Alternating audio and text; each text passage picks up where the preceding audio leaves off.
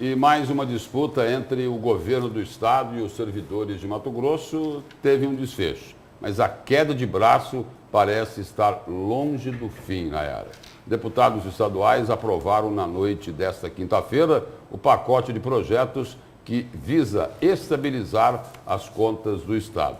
Esse pacote ele é chamado de Pacto por Mato Grosso pelo governador Mauro Mendes e de Pacote das Maldades pelo funcionalismo público. Pois é, Lúcio, entre os projetos aprovados estão a regulamentação da revisão geral anual, o novo FETAB, que prevê uma arrecadação de R$1,5 bilhão por ano, e também o decreto de calamidade financeira. Em frente ao poder legislativo, sobraram apenas resquícios da luta sindical. Uma queda de braços entre dois poderes e servidores. De um lado, o executivo, com um pacote de medidas para recuperar o fôlego e a saúde financeira e fiscal de Mato Grosso. De outro lado, o parlamento, com a missão de aprovar o Pacto por Mato Grosso, com inúmeras medidas que iam contra os interesses dos servidores. O cenário logo se desenhou com cenas inéditas. Um capítulo que entra para a história. Tropa de choque para impedir acesso à sala da presidência. O plenário das deliberações foi invadido e depois ocupado pelos servidores. Se tornou dormitório e refeitório improvisados. Por mais de 24 horas. Era o símbolo da luta e de muitos argumentos de sindicalistas e servidores. Com palavras de ordem, tentaram impedir a votação do pacote de medidas. Servidores unidos jamais serão vencidos. Servidores unidos jamais serão vencidos. A sessão se estendeu após as 10 horas da noite. Os deputados aprovaram um projeto de leis que regulamenta novos critérios na concessão da revisão geral anual e condiciona o pagamento da recomposição ao incremento de novas receitas no Caixa do Estado. A única emenda acrescida ao projeto trata do gatilho de 2 anos para que o assunto seja rediscutido. O projeto da RGA foi aprovado por 14 votos a favor e 8 contrários.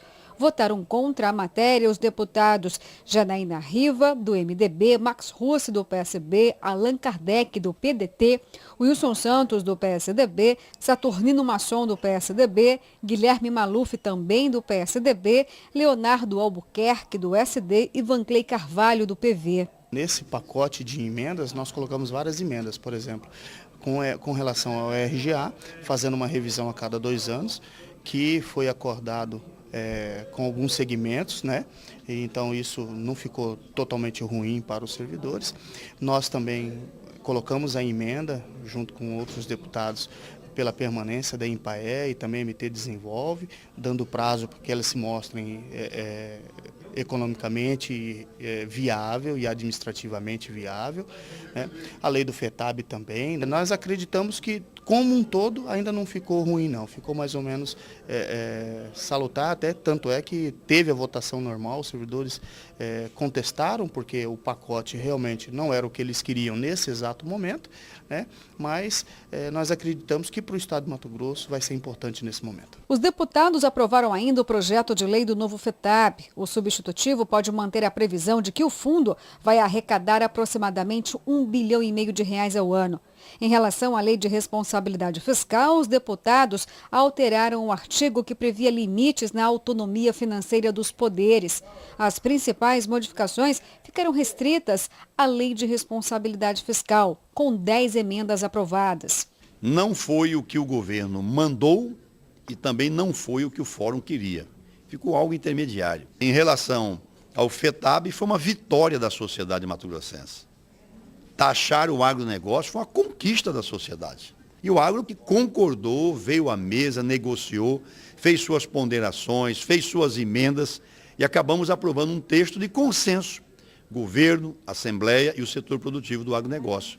O pacotão de medidas, o Pacto por Mato Grosso, passou pela Assembleia, incluindo uma avalanche de emendas. Muitas foram reprovadas e outras aprovadas. Os servidores exigiam pelo menos a aprovação de 2. Uma era a garantia da progressão de carreira. A outra incorporava a receita líquida aos recursos do FEX e FETAB.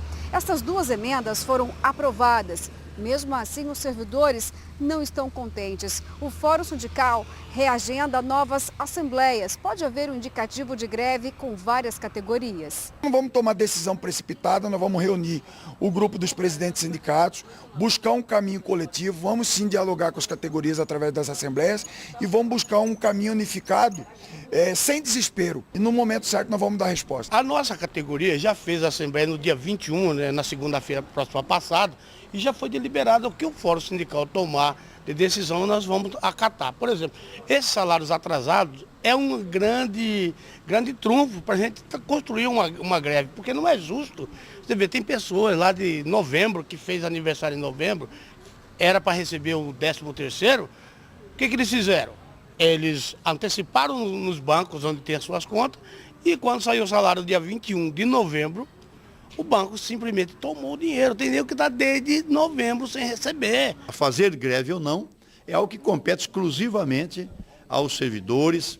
Eu penso que eles devem analisar com mais cuidado, com mais moderação, e a decisão deles só cabe aos servidores. O decreto de calamidade financeira também ficou aprovado. Ele propõe medidas para controle, reavaliação e contenção de todas as despesas públicas efetivadas pelo Poder Executivo e que poderão resultar na extinção de contratos e licitações vigentes. No período de 6 meses contados da publicação do decreto, fica proibida a celebração de novos convênios. Redução de despesas. Estão temporariamente suspensas a assinatura de novos contratos de custeio que impliquem em novas despesas. Também está vedada a prorrogação de contratos de prestação de serviços que gerem acréscimos de gastos.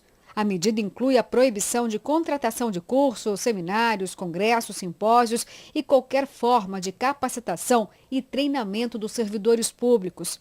É vedada também a aquisição de imóveis e equipamentos.